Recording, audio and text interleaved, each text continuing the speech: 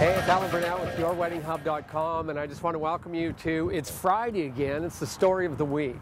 And I've got a funny story to tell you today. They're not always funny, sometimes they're kind of sad and sometimes they're kind of gross. If you missed the one about the groom that was too sick to make it to his wedding, you got to check that one out. But today, I want to tell you about a story about a wedding that I performed years and years ago. And up until that time, I always, as a minister, I always kind of threw this little prayer in at the beginning of the wedding.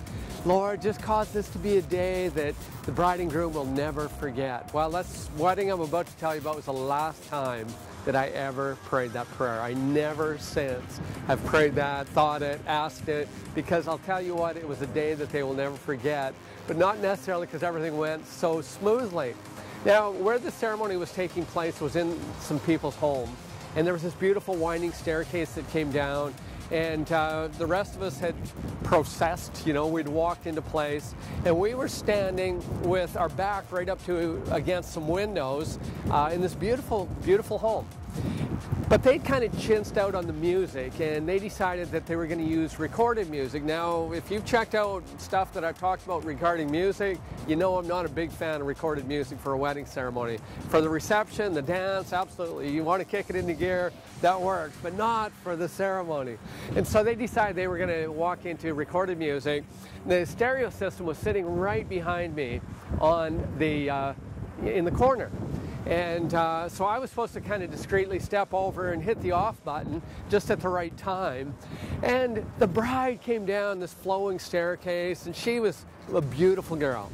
She just looked stunning. Could have been on the cover of Glamour magazine, this scene. And so she and her dad got into place. I stepped over and I hit the button.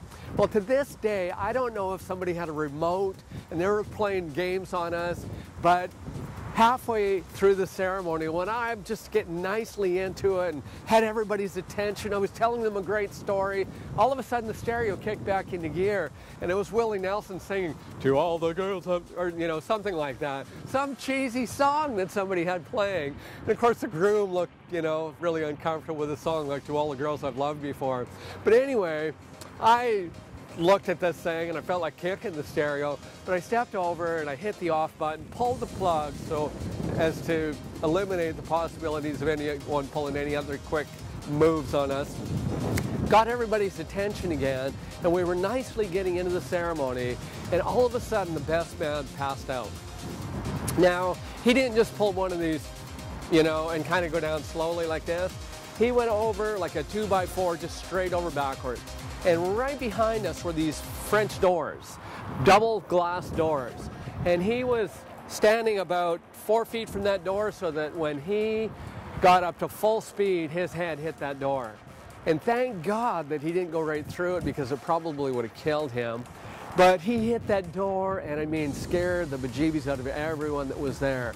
This poor guy is lying on the floor, and the groom and I picked him up, and there was a sofa over there, and so we threw this guy onto the sofa. And he was as green as grass. I mean, he was just sick looking.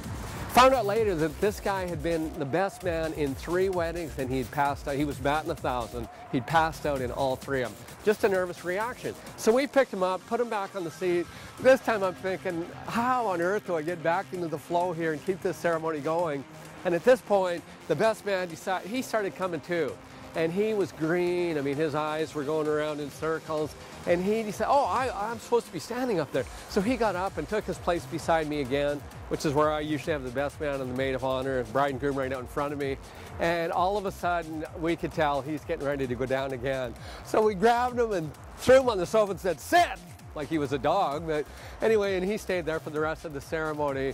But like I said, never, ever since that day have I ever said, "Lord, cause this to be a day they'll never forget." I've kind of fine-tuned that prayer, you know, just make it a day that's over the top or something.